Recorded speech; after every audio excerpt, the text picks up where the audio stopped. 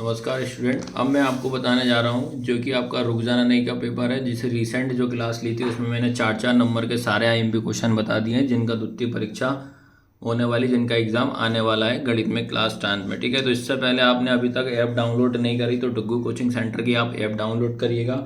उसमें मात्र आपको 199 रुपये में सारे आईएमपी क्वेश्चन प्रोवाइड कर रहे हैं। और एक ही सब्जेक्ट के नहीं बेटा, हम लोग सारे सब्जेक्ट के 6 सब्जेक्ट के 199 रुपये में हम प्रोवाइड करा रहे हैं आपको, तो वो जरूर देखना है। ठीक है, तो इससे पहले मैंने जो रिसेंट में जो क्लास ले चुका हूँ 4 नंबर वाले सारे आईएमपी क्वेश्चन बता दिए, जो आज की क्लास रहेगी जिसमें मैं आपको 3 नंबर के आईएमपी क्वेश्चन दूंगा। तो पहले आपको बताऊंगा कि पेपर में 3 नंबर में क्या क्वेश्चन आपसे पूछे थे। पैटर्न में किसी तरीके से कोई परिवर्तन नहीं है, सेम पैटर्न आएगा आपका, ये चीज ध्यान रखना। तो यहाँ से स्टार्ट करते हैं। ये आया था क्वेश्चन नंबर 18, जो कि आपका रुक जाना नहीं का 5 दिन पहले जो पेपर हो चुका है मैथ्स का। ठीक है, तो क्या क्वेश्चन था आपका, धरती पर एक मीनार ऊर्ध्वाधर खड़ी है।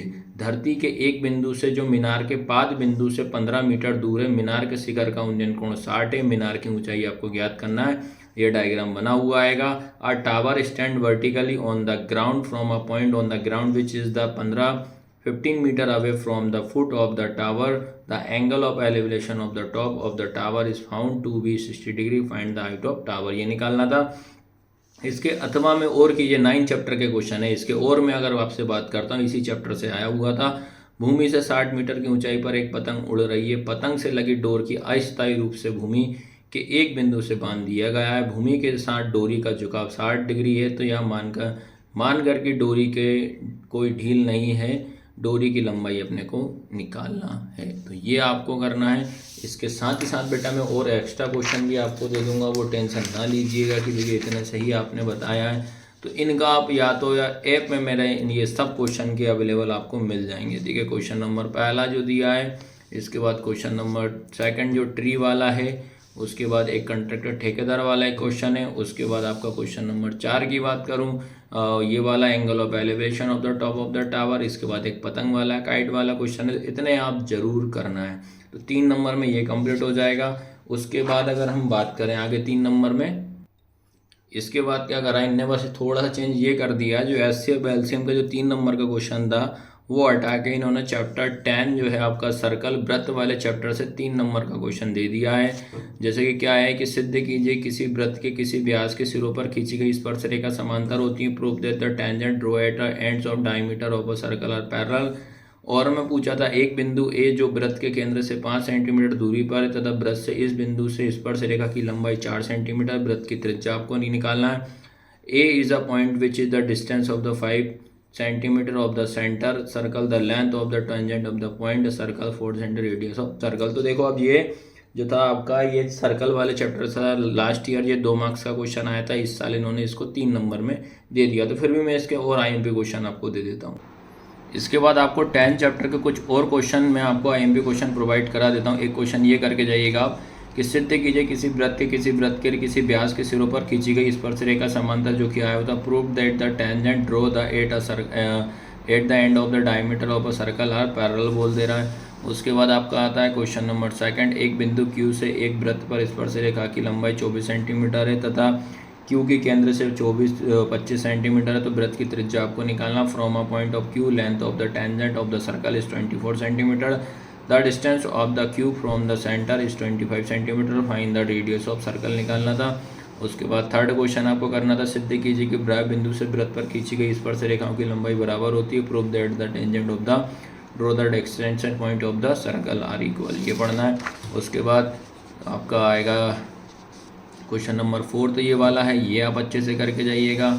उसके बाद अगर मैं बात करता हूँ क्वेश्चन नंबर आपका 5, तो इतने क्वेश्चन मैं बता देता हूँ आपको, ये सारे के सारे क्वेश्चन आपको अच्छे से तैयार कर लेना। अब बात करते हैं उसके बाद बेटा जो कि आपका आता है अगला, ये 3 मार्क्स का आपका ये इसमें दे दिया आपका 3 नंबर में। ये बता 3 नंबर का एमपी क्वेश्चन आपको प्रोवाइड करा दे रहा हूँ। क्या लिखा है, 4 सेंटीमीटर त्रिज्या वाले एक वृत्तखंड ज्ञात की इसका कोण 30 डिग्री है। साथ ही संगत त्रिज्यखंड की क्षेत्रफल ज्ञात की, पाई का मान 3.14 दिया है। Find the area of sector which circle radius 4 centimetre, angle 30 degree दिया। Also find the corresponding major sector निकालना। त्रिज्या 21 सेंटीमीटर वाले वृत्त के चाप के 60 डिग्री कोण अंतरित करता। चाप की लंबाई अपने को निकालना है। इसमें ये वाले क्वेश्चन में भी पैटर्न थोड़ा सा चेंज, जैसे ये वाला जो रहेगा आपका ये थीटा 11 चैप्टर का, जो कि 2 मार्क्स का क्वेश्चन था। इस बार इन्होंने रुक जाना नहीं में कितने में कर दिया, 3 में कर दिया। तो थोड़ा बहुत तो पैटर्न आपका चेंज रहेगा, तो उससे कोई दिक्कत नहीं आएगा।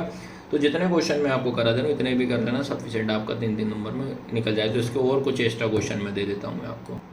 चलिए बेटा, अब इस चैप्टर से आप लोग देखिएगा, इतने क्वेश्चन आपको जरूर करना है कि 6 सेंटीमीटर त्रिज्या वाले त्रिज्यखंड का क्षेत्रफल ये दिया है, इसके सब आंसर आपको प्रोवाइड है भैया। एक वृत्त के चतुर्थांश का क्षेत्रफल ये 22 सेंटीमीटर दिया है। एक घड़ी मिनट की सुई जिसकी लंबाई 14 सेंटीमीटर, सुई द्वारा 5 मिनट में रचित क्षेत्रफल ज्ञात करना है। फिर उसके बाद आपका आता है 10 सेंटीमीटर त्रिज्या वाले कोई जीवा केंद्र समकोण करता है, ये पढ़ना है। माइनर सेगमेंट मेजर सेगमेंट निकाल देना। इसमें ये क्वेश्चन पूछा, त्रिज्या 21 सेंटीमीटर वाले एक वृत्त के चाप केंद्र पर 60 डिग्री कोण अंतरित करता है, ज्ञात करना है। तो इसमें एग्जाम में एक ही चीज़ पूछेगा, या तो आपको चाप की लंबाई पूछेगा, लेंथ ऑफ आर्क पूछेगा, दोनों एक साथ आपसे नहीं पूछेगा। ये इतना है, सबको समझ में कि नहीं आया।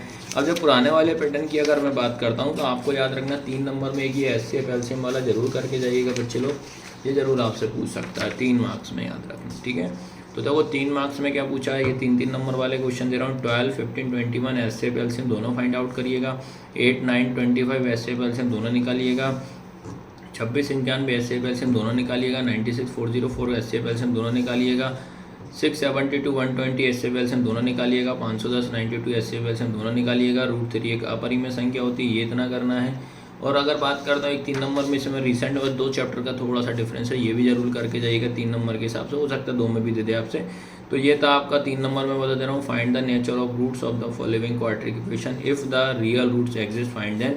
निम्न द्विघात समीकरण के मूलों की प्रकृति ज्ञात कीजिए, मूलों का अस्तित्व हो या उन्हें ज्ञात करना है कि ये जरूर आप अच्छे से करना। मात्र ये इतना सा करके जाइएगा, 101% क्वेश्चन आपका आना ही आना। तो इस तरीके से मैंने 3-3 नंबर वाले आपको सारे IMP क्वेश्चन मैंने दे दिए हैं। सबको समझ में कि नहीं। और हमारी ऐप को जरूर डाउनलोड करिएगा, 199 का रुपीज़ का कोर्स जरूर परचेस करिएगा। IMP क्वेश्चन उसी में सारे।